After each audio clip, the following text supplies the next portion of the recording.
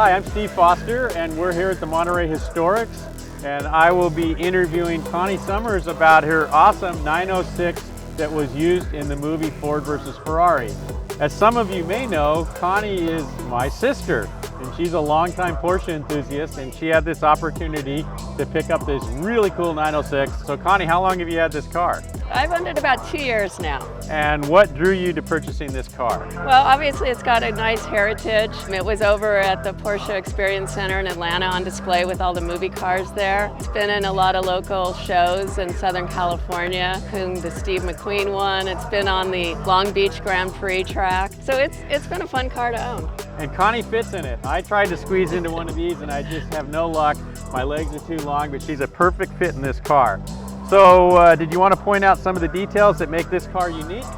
Sure, so if you can see right here, and if I close this, you see this nice tire mark, which is actually from the movie. It wasn't added, but it actually happened during the movie. You also have the authentic suit that was driven in the movie, the boots. This car was in Daytona in 1966, and we actually tracked down both drivers, and they were gracious enough to sign a little plaque that's mounted in the back here. It's just got a lot of things added after the movie to make it more authentic. We've got the exhaust tips. We've got the proper license plate. So this is actually one of the few cars they made. They made the molds.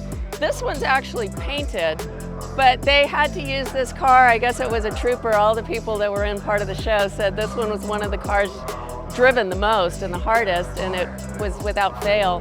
But they actually wrapped it in white and yellow for the LeMans scenes to match the car that actually raced in that sequence. And again, on this car, if you'll notice the details, the tiny seats are correct for a 906.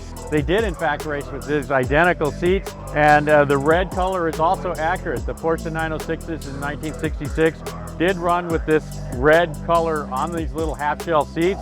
Again, the bulkhead in the window are your headrests. Of course, you had a helmet on, but when you think of today's modern safety features and you look at something like this, it's just unbelievable that these guys were running these cars at the speeds they did with minimal protection. The inboard interior mounted coils are also accurate. The steering wheel again is a vintage mid-60s Monza wheel. Very difficult to find. They make reproductions, but this is an original. The monitor monitors the fuel injection system on the engine, which of course that wouldn't have been on the original car as they were carbureted.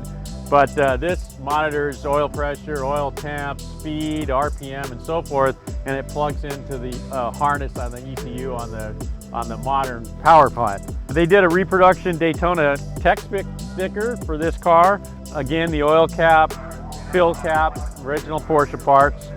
The wheels are Porsche wheels, and on the 906, as you may or may not know, Porsche started with a steel centerpiece that you would find on a 912 or an early 911, and they mounted them to aluminum barrels, and they made the barrels wider as they needed to for the front, and the rear of course are much wider. The tires on this car are authentic Dunlop vintage race tires. This car, as it was one of the early ones, only runs a single Talbot mirror, and they also run the Bosch floodlights or spotlights at the front of the car, which is how it was configured in Daytona. LeMans, they did not run these.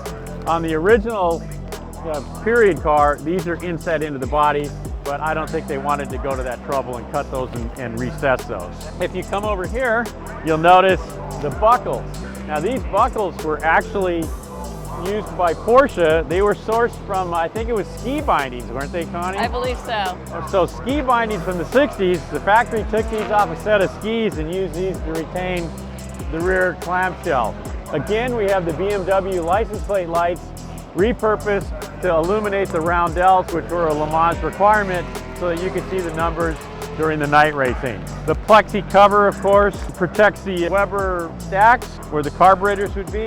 Of course, you know, the carburetor setup on these are faux as the engine's fuel injected underneath that lid. We have an authentic set of early megaphones. You find these megaphones on many of the Porsche factory race cars. So Connie, what are your future plans for this car? Well, we'll continue to drive it to any events we're invited to. If you live in Southern California, you'll see it around town.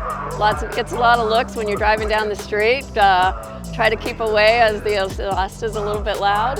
but it's a hoot to drive and people enjoy seeing it out on the street. Well, I'm glad you mentioned the exhaust. Any way we can talk you into getting the car and firing it up? Certainly. Okay, so to start this car, it has the removable wheel so you can position it.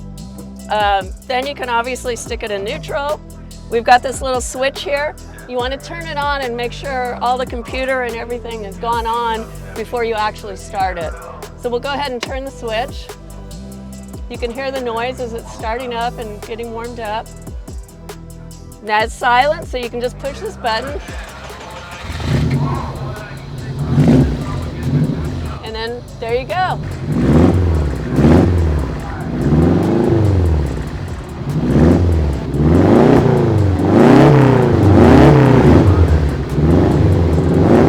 Well, I'd like to thank again Connie Summers for bringing her 906 out here to the Monterey Historics at Laguna Seca. Fantastic car, Connie. It's wonderful. I hope you continue to enjoy it. And thanks for watching this episode of Legends of the Highway, and we'll see you at the next one. Thank you, Steve.